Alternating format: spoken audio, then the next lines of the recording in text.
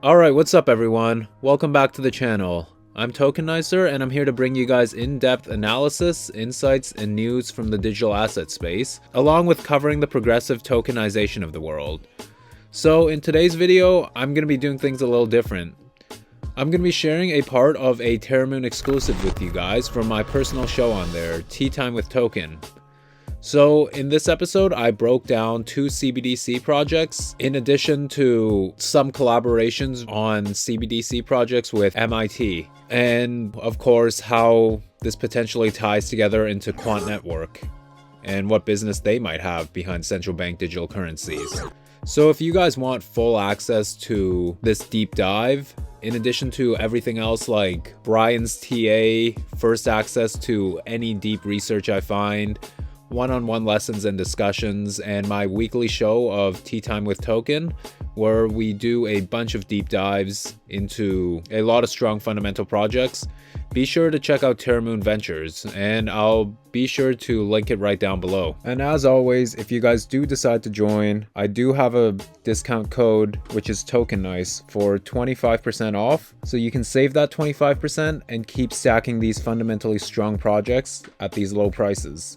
And for those of you guys who might not have the freedom financially to join, no worries. I'm working on 2 other Quant deep dives that'll be out completely for the public, just like 99% of all my other content. That's gonna be out real soon once I'm done with exam seasons this week. So yeah, just hang tight. I haven't forgotten about you guys, as I still want most of my content to be free and fully accessible no matter where you are or what your financial situation is.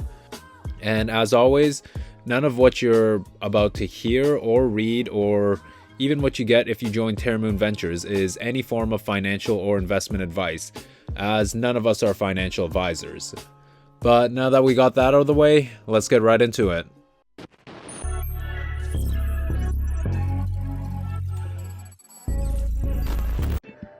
Okay, that needs to move down here. Perfect. Okay, so a retail CBDC should be pretty self-explanatory. That is for the mass public like us to kind of have access to digital services with our fiat currencies. And a really big misconception that people make about CBDCs is it completely takes away our privacy and everything, because everything's fully recorded now. And what's ironic is that everything is already recorded in our fiat like credit system, because any transaction you have, the bank can see it and you can see it. And obviously every bank account is linked to your name and pretty much just about any info.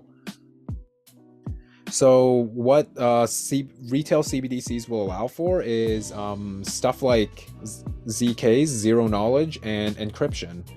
And so that'll have things like where, let's say you're making a purchase that requires you to be 21 years or older. A lot of times that requires a large amount of KYC and disruptions in privacy, where you literally have to like upload documents of your ID. With encryption and ZK, what that can do is all it needs to know is you're over the age of 21. It doesn't need to know your name, your birthday, or anything like that, as long as that number is 21 or over. It doesn't even need to know if it's 23, 26, 69, whatever. So that definitely helps a lot with kind of easing people into this new system, as privacy is actually a large priority in a lot of these CBDC panels that people talk about. And just to go over some quick benefits of CBDCs, an example would be, are you in the States by any chance? Yeah, I am. Okay, so did you end up getting stimulus from... I'm sorry to have your mic muting and unmuting. No. If you No, like, good. you can just leave it on, because, I'm kind of just wanting to do this as like a one-on-one. Yeah, you're good. But so did you end up yeah, getting stimulus the past, like last year, or I can't remember when it was. I'm in Canada. Yeah, the first stimulus, yeah. Yeah, so do you remember how long that took from when they announced it to when you actually got it? Oh god, weeks. It's not a month, yeah. Yeah, okay, so that doesn't surprise me, because a big problem is that they have to like register you into the stimulus system and then see and check with actual like human resources to see if you're like eligible for it, right? Mm-hmm. Whereas with this, as long as you have a registered wallet and kind of have some form of KYC on there, they can see that you're an American citizen and you're working somewhere. It doesn't need to know your name or anything. It just needs to know you're within the labor force. And then just like that, they can easily send you that stimulus package, as it'd be no different from like sending an airdrop from a bunch of these crypto projects we've seen. Yeah, it makes a lot of sense. I mean, it seems like they will have much quicker access to information, right? Because for sure, yeah. And it's a central. Because I work in financial analysis, and what I do a lot of the time is work with data, and so it makes a lot of sense to have all this sensitive data hosted on a decentralized network where they might have access to some information but not all information. Exactly. Yeah. And so having that being controlled by a central encrypted system makes it much more secure than, what if your bank gets hacked? Exactly, right? Like, now your information's everywhere. And to further just add on to decentralized systems, one of them is, yes, when your bank account gets hacked, that's a big problem because and that's largely thanks to the fact that banks are so centralized. Hackers only need to attack one area of one single point of failure, right? Mm-hmm. But I say this a lot, and this isn't related to CBDCs at all, but if you think in the medical industry, when you get your bank account hacked, you can easily ring up your bank and be like, hey, can you change my banking info? I think my stuff got hacked. If your DNA info gets hacked, how are you going to change that? Mm-hmm. Yeah, 100%. Yeah, so I say it a lot, but yeah, decentralized healthcare systems I think are going to be huge. But back to the main point, the other thing is it's going to push us further to a cashless society, which will allow for much more liquid and fractionalized value. Because in a cash-only society, for example, if something costs $7.50 and you have two $5 bills, that's kind of a pain to denominate and settle. And then programmable money. This is basically automating recurring payments. So this could be simple things like, say, you want to create a monthly recurring payment to your credit card bill or your mortgage. But this can also come into more complicated things with the help of smart contracts and wallets now. So let's say you want to invest in Bitcoin every month, but you don't want to take the time to check the price of it every day and actually have to send money into an exchange to buy Bitcoin and stuff. What this can do is you can program your wallet to have it say, let's say on the 23rd of every month, if this wallet has over $5,000 in USD value, buy Bitcoin if it's under 40K, or buy $200 of Bitcoin if it's under 40K. And so this could apply to benefit retail, but it could also benefit to apply to governments, because if you code a basically tax system into every CBDC wallet, the whole issues of tax fraud, tax avoidance, and people not being able to properly do their taxes due to other third-party situations pretty much become non-existent now. Yeah. And it makes sense. I mean, the whole idea of our world being more connected now than it's ever been, right? Oh, for sure. Having a CBDC to, you talk about governments interacting together literally all the time and exchanging money, having, the connection with Quant and then through DAG to an L0, right?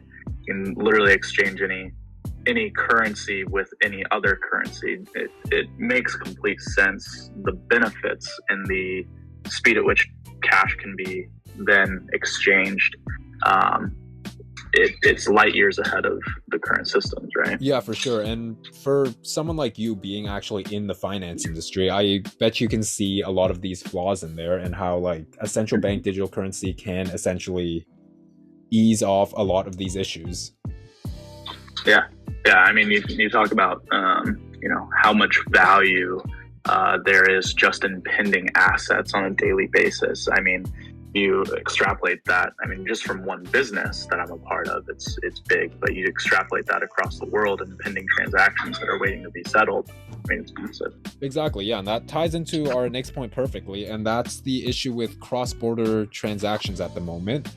And a large part of that is due to the current SWIFT and SWIFT GPI systems, where each cross-border transaction takes 3 to 5 business days, but on top of that, most times also cost $50 in fees, which at times is about 25% of a third world country working classes monthly wage. Mm-hmm. So I actually have a really funny story about that. I was having cigars with a friend. He found a cigar distributor out of Nicaragua that he could work with personally. And it's the exact same thing. He's trying to buy, $200 worth of cigars, but just to give this guy money, he has to pay $50 for it to be exchanged.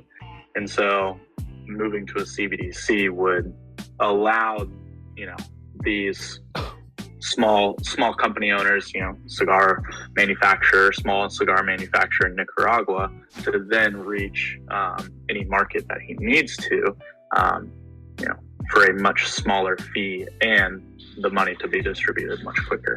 Yeah, for sure. Just like the inclusion of like everything in an economy because of the ease of payments and exchange you can have now, right? 100%.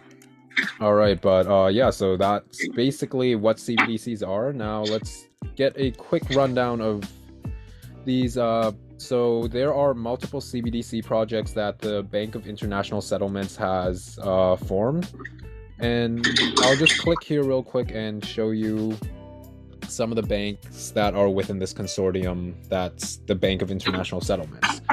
So hopefully, if you can see here, you basically see pretty much any G20, G7 nations central bank being in this consortium. Yep. So they are no joke when it comes to the finance sector. And so some of the projects in here are like Project Helvetia, Project Jura, Project MCBDC Bridge, Project Dunbar, and then there's also Project Aber and Project Ellipse that I haven't had the time to draw out yet, or even list in that sense, because I guess I've listed Enbridge. Ran out of sides. All right, that's just on my forgetfulness, but yeah, okay. So Project Helvetia, what this is looking to do is settle tokenized assets through a wholesale CBDC that will be issued by the Swiss National Bank onto the SDX, so Swiss Digital Exchange, onto their DLT. And this is going to look to basically see the interoperability functions between the Swiss Interbank Clearing System and the Swiss Digital Exchange, and having these cash transactions settled in their real-time gross settlements on the Swiss Interbank Exchange side. So basically they're seeing how these two systems can kind of easily interoperate with each other without having to have a central intermediary updating the status of each, I guess you could say, financial network. And so some of the key players in here are, of course, the BIS, and then the Swiss National Bank, SIX, which operates the Swiss Interbank Clearing System we were talking about, along with the Swiss exchange markets, which is valued at, I think, $2 trillion. And then the SDX exchange, which is also a subsidiary of SIX Group. So their proof of concept in this, proof of concept pretty much just means experimenting to see if an idea can come to reality. So a commercial bank sends funds through legacy payment railways, which will then trigger an ISO 2200 message. Are you familiar with what ISO 2200 is? I've heard it a little bit, but I'm not haven't grasped the concept. Okay, so a simple way to explain it is so our current cross-border transactions are sent through Swift, right? Where not only is it really expensive, but the amount of data and information you can fit in there is very limited because it was built in the mid-1990s and has had very little upgrades since then. So ISO 2200 will be a big step up from that and allow for much richer data with more overall information on each financial message. Gotcha. Yeah, so the commercial bank sending funds with a legacy railway will transfer or trigger an ISO 2200 message from the Swiss interbank clearing system, which will then relay that to a Swiss National Bank node, which is connected to the Swiss Digital Exchange. And before I go any deeper, the Swiss Digital Exchange is based on the R3 Corda platform. R3 is a huge enterprise tech company that's working with a bunch of regulated crypto projects, and they have their own sort of enterprise industry blockchain, Corda. And so Swiss Digital Exchange is predominantly built on that, but we've also seen it join the Ethereum Enterprise Alliance. Gotcha. And so how this ties into Quant is that, so do you know about Quant working with SIA? No. SIA is one of Quant's key partners, and they're connected with over 580 banks on their banking blockchain platform, SIA Chain, which is a white label service of Quant's, and that has multiple projects on there. Pretty much the only publicly announced project on SIA Chain at the moment is Spanta. Spanta is essentially 100 banks that are connected in Italy, and they basically run on a blockchain DLT. Now, there's no official confirmation, but if you think of it, having 100 banks connecting to a single blockchain wouldn't make sense. Banks would want to use different blockchains for different use cases depending on how their bank and financial services operate. Yeah. And the other thing is, if we look up here, Overledger for Corda, this is a solution on Quant's website. And then if we tie that also into SIA and R3 partnering together, R3 being the company that's built Corda, well, I'd say that lines up together pretty well. Yeah, that makes a lot of sense. Yeah, and then to just add further on to their partner with SIA, SIA recently merged with Nexi, which is another large payment system. And Nexi, prior to their merger, they were working with the European Central Bank on a digital euro. So this is essentially a CBDC project. Yep. So now back to Helvetia. So we talked about how the Swiss National Bank node relays that ISO 2200 message onto the SDX platform, and then a custom ISO gateway will translate that message from ISO 2200 to an SDX specific language. And so what that means is ISO 2200 is pretty much a messaging system for legacy networks. So the reason why XRP, XLM, IOTA, Algorand are ISO 2200 compliant, it means you could think backwards compatible, meaning they interoperate and connect with our legacy system, which is really important because we can't just build everything anew on the blockchain layer, right? We need to bring everything we have in our current infrastructure into blockchains. Exactly. Yeah, no, that makes complete sense. All right, perfect. Yeah. Why would you buy an Xbox One if you can't play your old Xbox games or exactly, yeah, in a much more serious manner? Yeah, so. No, that's a perfect way to put it. So once that message is received, the SNB node will issue an equivalent value that was transacted on the commercial bank's legacy railway and kind of turn that into a wholesale CBDC tongue twister there. They'll send that wholesale CBDC to a commercial bank node, and once that wholesale CBDC is issued, it can then be used to transact with other banks for delivery versus payment transactions for securities. Delivery versus payment is pretty much a security cash transaction that's settled at the exact same time. So it'd be pretty much like if I was like, I'll give you $500 for your stock of Tesla, and we transfer the $500 with the Tesla stock at the exact same time. So what that creates is usually that is done through a middleman third party, because a lot of times that requires a lot of trust in the single third party to not be either biased towards one side or run off with everything, right? So that's why we have stuff like, for example, third parties in like stock exchanges at the moment. And so once that CBDC is issued, it can do things like that, and also help with overall cross-border transactions. And on the flip side, if they want that CBDC taken off the STX platform, they can simply do that and redeem it back into the Swiss interbank clearing system.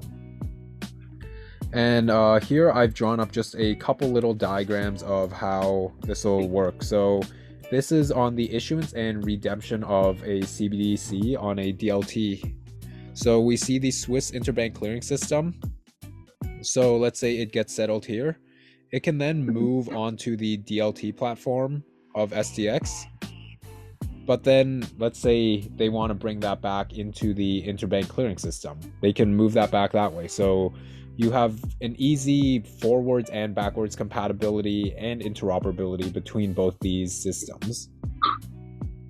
And then this is, so this would be the first part of the proof of concept we were talking about. This is a bank sending a cross-border transaction to the Swiss interbank clearing system, which then kicks in the ISO message, and the Swiss interbank clearing system then relays that on their node to the Swiss digital exchange platform. And then this third one is the settlement of a tokenized asset through a wrap or wholesale CBDC. And this one is basically illustrating what we talked about here. So the whole delivery versus payment, where a tokenized asset and a wholesale CBDC can be settled in one transaction. Gotcha. And then this is kind of just the are you around crypto Twitter much by any chance? Yeah, a little bit. Okay, do you know of XX? No. Okay, so this guy basically, he's a good buddy of mine. He draws up a lot of these mind maps, and he not only does it for CBDC projects, but also just a lot of trade finance and just even IoT. I think he's got a couple Constellation ones up there. Nice. So, yeah, this basically talks about and shows more in depth into how this works. And then this is the kind of panel as to how this all flows together. So here we see there's mirror accounts, and then the STX platform itself, and then the Swiss interbank clearing system. And then there's going to be two types of nodes in this. So there's the observer node, which is going to be used to collect transactional data and monitor the holdings of all these accounts. And then notary nodes, which will be used to sign and timestamp all these transactions for further finality. And here I've just drawn up a couple, well, just kind of written it out, but how these will interoperate is obviously through a common financial messaging layer, which won't be Swift anymore. It'll be ISO 2200. But then once you go into a distributed ledger, you need to transfer from ISO 2200, a more legacy-based financial messaging system, to a blockchain one. And that would be TC307, which of course is the blockchain communication standard that Quant's founder Gilbert Verdian founded. Gotcha. So that's pretty much how Project Helvetia works. It's really looking to kind of see how a tokenized asset will settle with basically mirrored bank accounts with a wholesale CBDC. And then Project Jura now. So we're seeing some pretty similar partners here in the Swiss National Bank and STX and even Credit Suisse. So what Project Jura was their proof of concept is building a more efficient cross-border settlement with the help of wholesale CBDCs on a DLT and also settlements of cross-border tokenized financial instruments and forex transactions by connecting banks on a single common platform. So the actual project and proof of concept they did was between the Swiss and France. And how they did this was all banks were connected on a common platform, of course that being STX. And so how this experiment went about is Natixis, a French bank, they tokenized a French commercial paper, which very similar to a bond. And then UBS, a Swiss bank, they buy that bond with a Euro CBDC, a Euro wholesale CBDC. And then on the other end, so this is unrelated to what happened up here, Credit Suisse, another Swiss bank, settles a cross-border payment with Natixis by buying Euro CBDCs with a Swiss CBDC. And then, so UBS, the guys who bought the French commercial paper from Natixis, sells this commercial paper to Credit Suisse with a Euro CBDC. And then Credit Suisse, now the ones holding this this tokenized commercial paper, redeems the commercial paper to Natixis with a Swiss and Euro CBDC swap. Now that sounds like a lot, so I've drawn up this little diagram here step by step to just kind of show you the procedure of how this works. So here we've got Natixis, they've got the 200k commercial paper, they've tokenized that now. And so UBS wants this tokenized commercial paper, right? So they issue well, they don't issue it, but they have a tokenized Euro, a wholesale CBDC, and they exchange that for the Euro, for the commercial paper. And then on the other end, Natixis is also working with Credit Suisse. And what they're doing is having a Swiss franc interchange with a Euro CBDC. And then in step 4, so UBS has this paper now, right? So they want to sell this paper back for euros to Credit Suisse, who now wants this paper. So now they do that. But Credit Suisse now wants to redeem this paper for euros. So they do that by redeeming it back to Natixis, who is the original issuer of this commercial paper. And then after that, they get euros, but Credit Suisse is a Swiss bank. They don't really want euros. So now they interchange the wholesale euro that they redeemed from this tokenized paper for Swiss francs back, which initially we saw already change hands in step 3.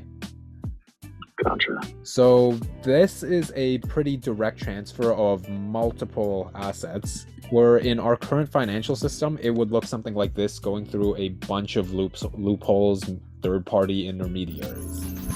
But yeah, so these are basically all the main CBDC and unofficial tokenized currency projects that got going on for Quant at the moment.